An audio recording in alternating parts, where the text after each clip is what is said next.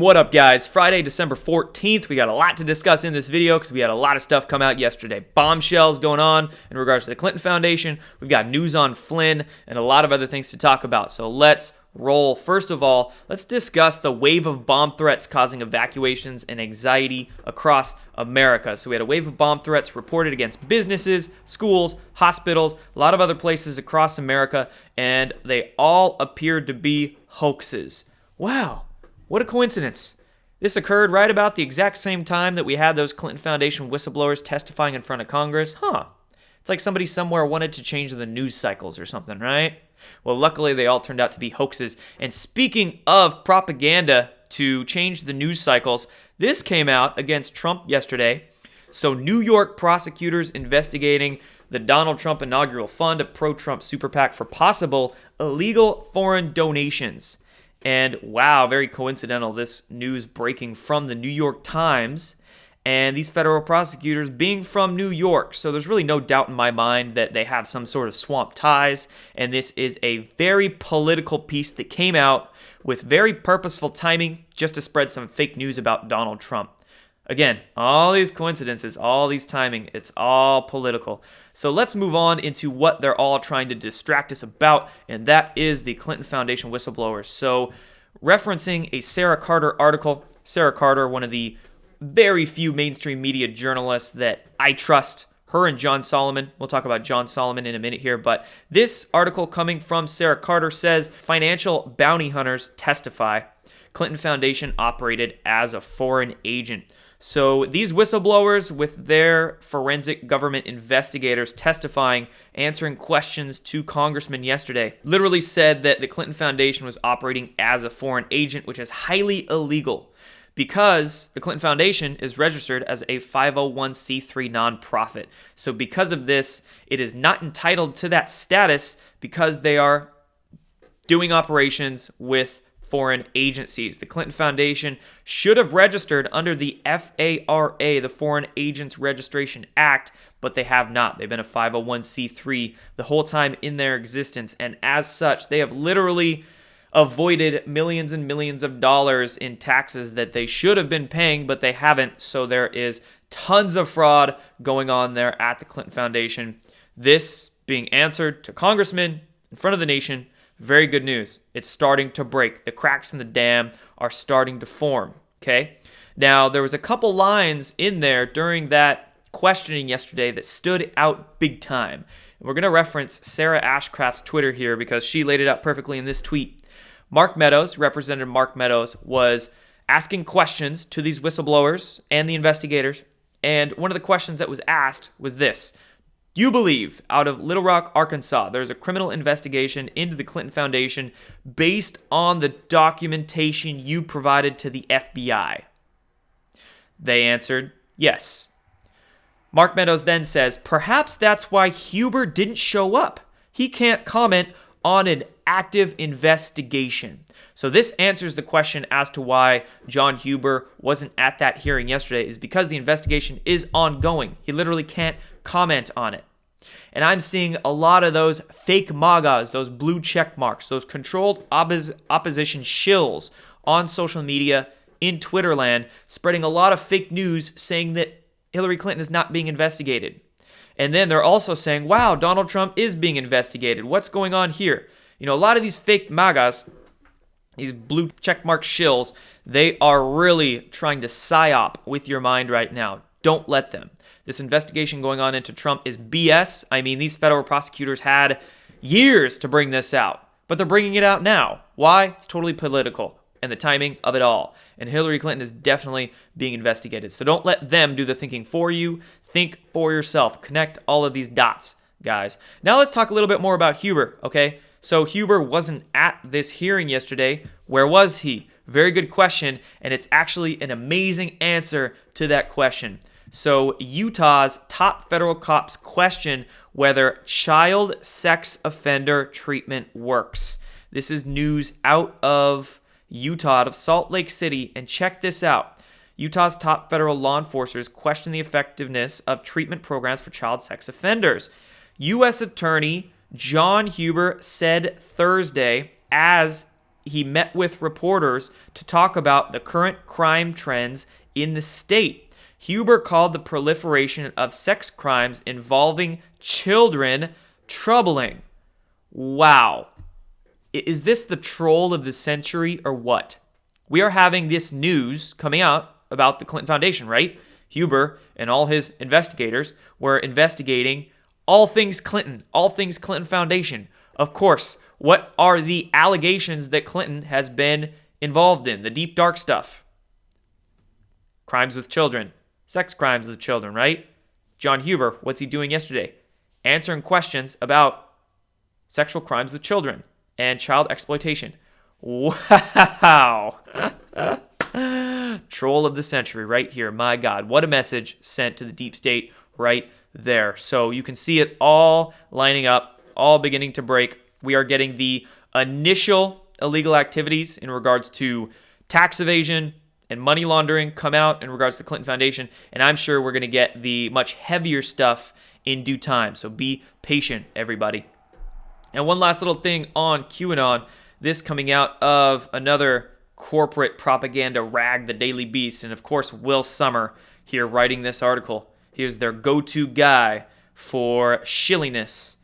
He wrote here, in a first, lawmakers cite QAnon conspiracy from city council floor. So a San Juan Capistrano, that is a city in California, council member Pam Patterson paid homage to the conspiracy theory, not a conspiracy theory, of course, during her goodbye speech. So in her final farewell, she said, "God bless Q."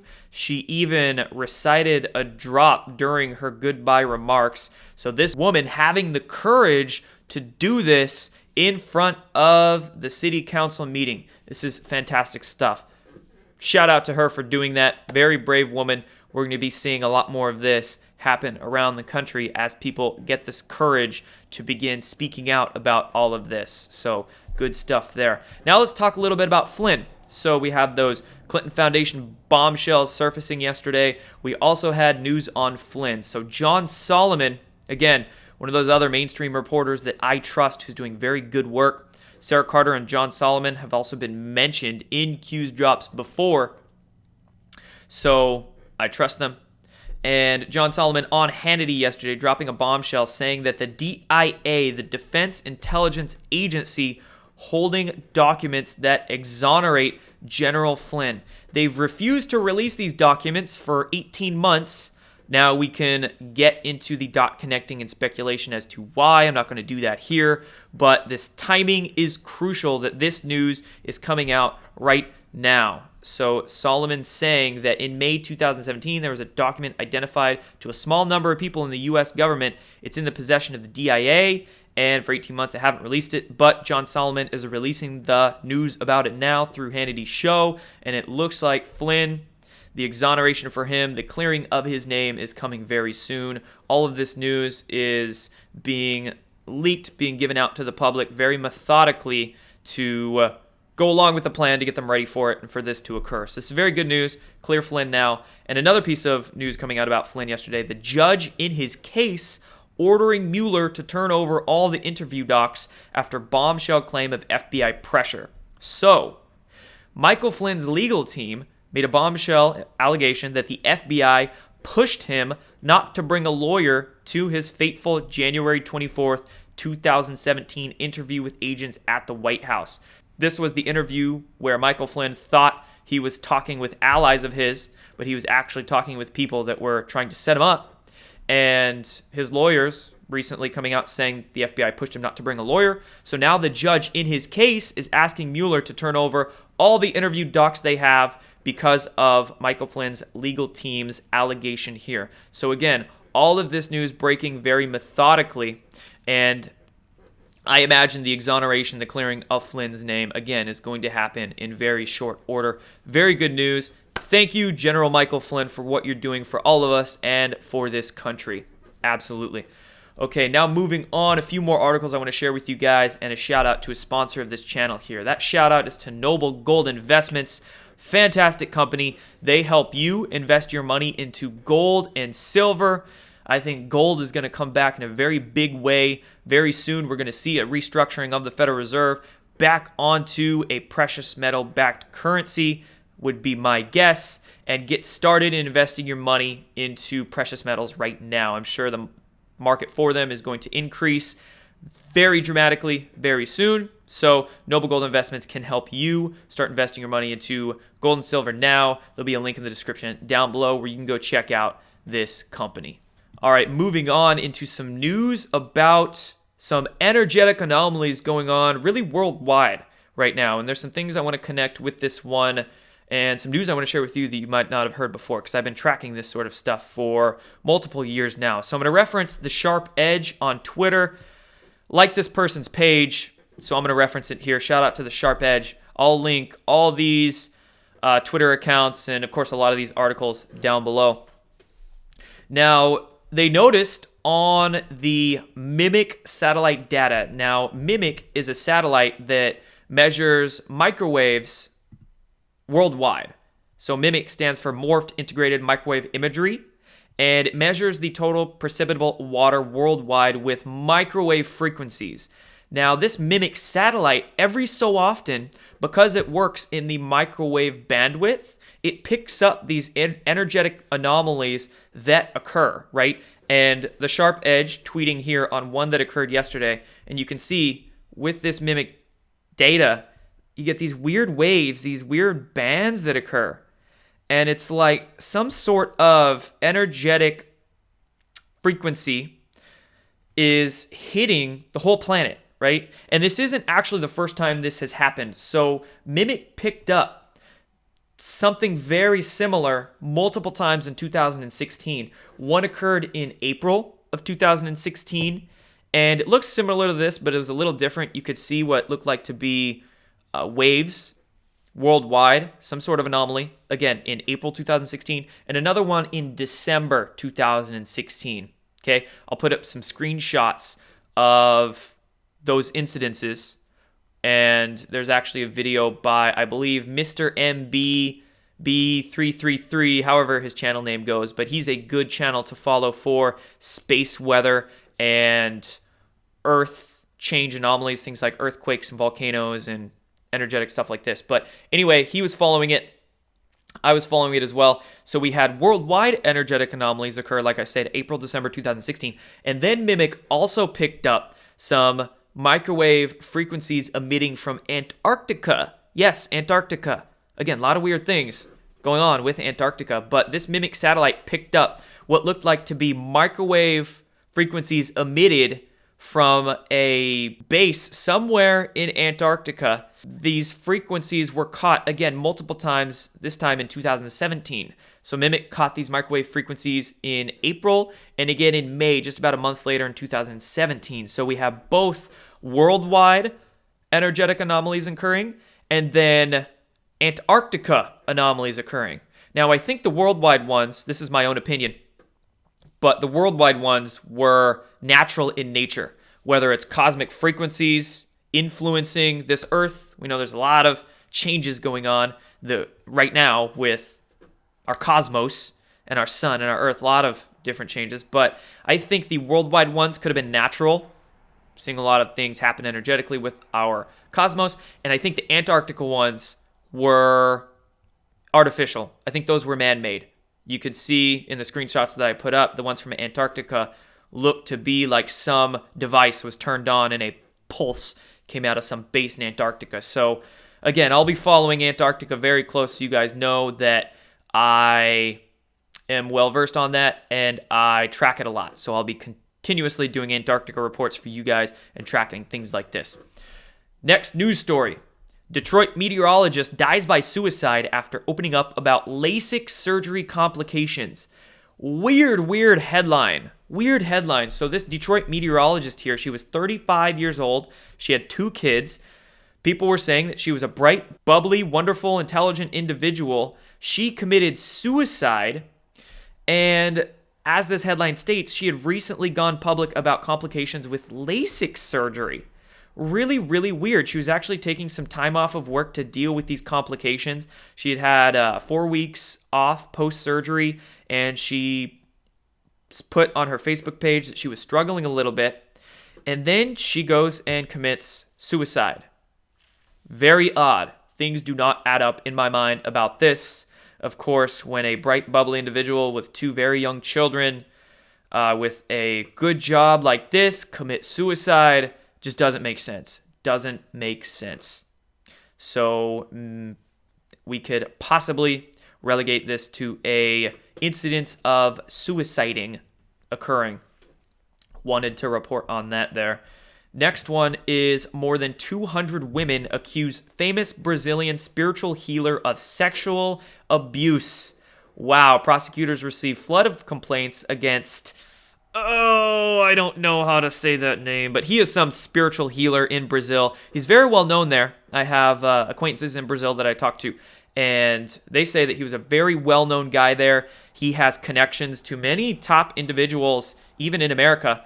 I was told that this guy has connections to Bill Clinton, Oprah, some other people. So my guess is that the swamp in Brazil is beginning to get drained. Now that we have a new leader in Brazil, a new anti-globalist leader who seems to be on a make Brazil great again agenda, it kind of seems to coincide with this. These women coming forward with allegations against this Brazilian spiritual healer.